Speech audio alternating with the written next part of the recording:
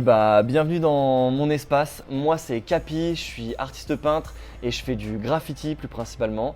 Bienvenue dans mon univers, ici au Temple d'Oblivion chez Omar. Let's go.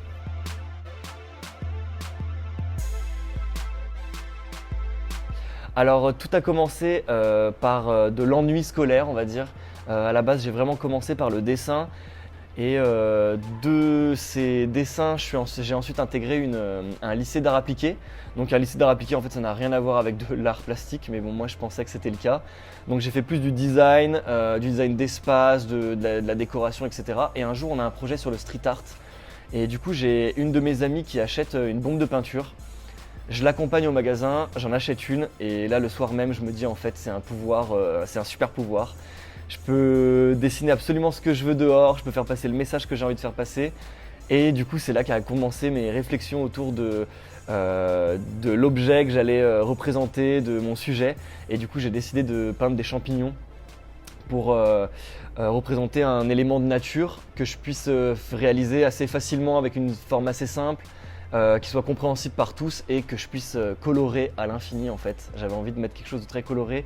J'ai choisi parce que je trouvais que c'était une certaine métaphore en fait du graffiti, étant donné qu'il pousse du jour au lendemain en fait dans un endroit où on l'attend pas forcément, exactement comme le tag et le graphe, donc je trouvais que c'était un beau message.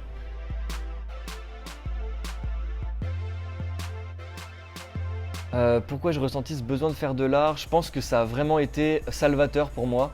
À la base, j'étais un enfant qui était très turbulent, mais c'est vrai qu'à l'époque, le monde du graffiti, c'était totalement étranger pour moi. Je voyais ça vraiment d'un œil très lointain, j'avais aucune idée de qui pouvait vraiment faire du graffiti.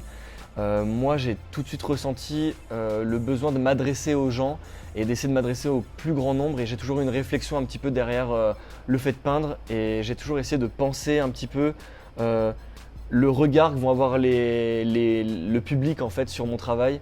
Et ça a été assez important dans ma prise de décision, on va dire, dans mes choix artistiques et dans mon envie de créer.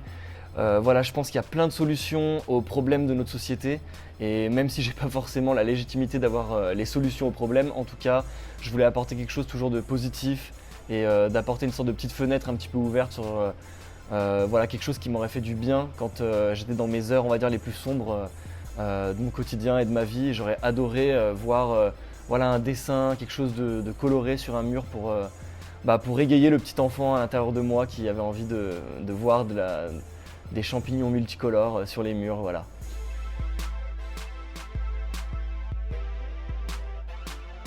Évidemment la nature est ma première inspiration. Je pense que toutes les inspirations peuvent un peu venir de la nature, dans le sens où il y a plein de formes. Notre imagination arrive à voir des choses dans les nuages, dans les formes des arbres, on arrive à voir souvent des visages qui se dessinent un peu dans les feuillages et choses comme ça. Les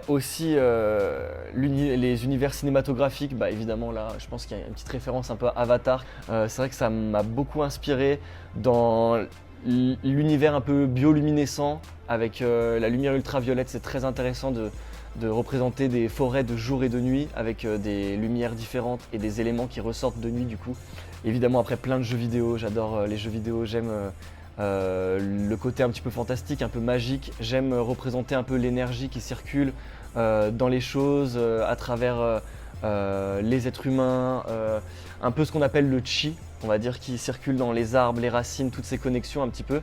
Et on retrouve beaucoup ça du coup dans la mycologie et dans tout ce qui entoure le champignon.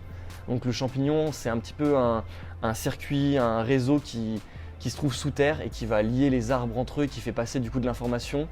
C'est vraiment une alternative et une solution à beaucoup de problèmes qu'on a. Et aujourd'hui, je vois vraiment qu'il n'y a pas de hasard si j'ai choisi cet élément-là.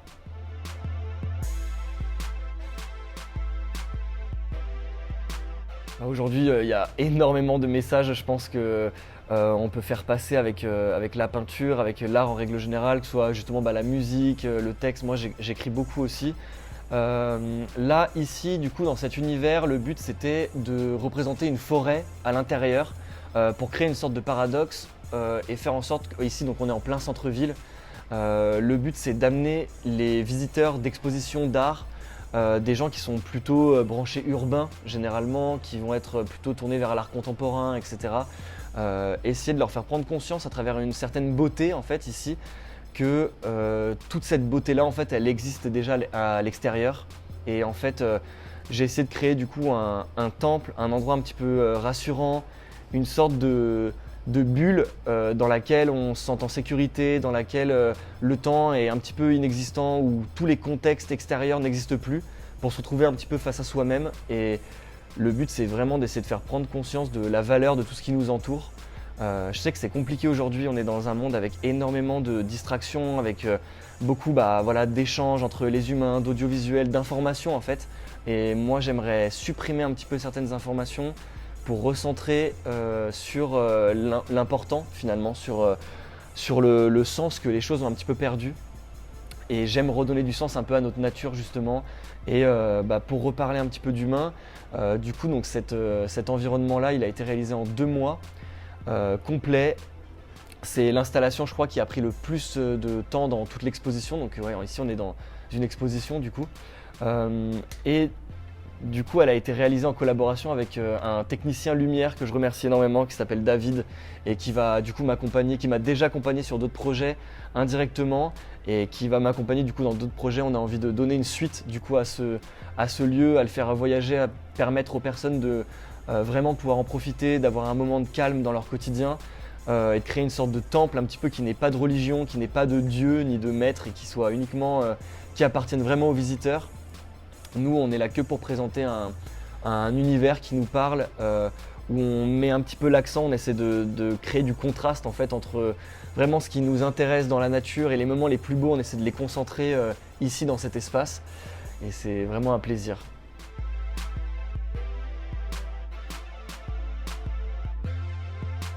Alors mes projets futurs, là actuellement je suis en train de mettre en place ma propre école de graffiti. En fait, ça fait plusieurs années déjà que je donne des cours de graphe, généralement dans les écoles, les MJC, via des collectifs ou via des institutions. Et je me suis dit, ok, en fait, pourquoi ne pas créer ma propre école de graphe? Donc là, je vais démarrer ça cette année. J'espère que ça va bien fonctionner, que je vais avoir beaucoup de monde. Et sinon, mon objectif un petit peu personnel aussi, vraiment dans la peinture, cette fois pure et dure. Hormis le fait d'essayer de transporter ce temple ailleurs et d'essayer de l'emmener dans d'autres expositions et peut-être même d'en créer un lieu à part entière où ce serait vraiment le sujet et le but du lieu ou dans un bar ou je sais pas en tant que déco.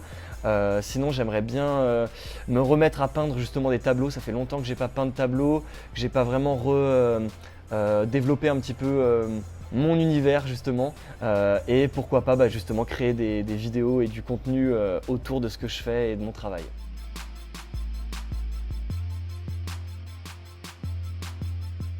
Quelle empreinte je veux laisser? Bonne question. Finalement, mon ego me dirait des fresques monumentales et de beaux messages pour l'avenir, essayer de leur retransmettre on va dire, l'authenticité de notre époque. Après, sinon, honnêtement, je pense que la nature parle pour nous et laisse la meilleure empreinte sur le monde. Et j'espère un jour être en capacité de voir justement notre monde complètement vidé de l'être humain et voir la nature reprendre le dessus sur les ruines de notre civilisation. Ça serait je pense le plus beau message que j'aimerais voir en tout cas de mon vivant peut-être ou de ma mort. Voilà. Je sais pas si c'est un peu perché mais voilà vraiment ça vient de mon cœur, c'est ça le message que j'ai envie de transmettre aux autres.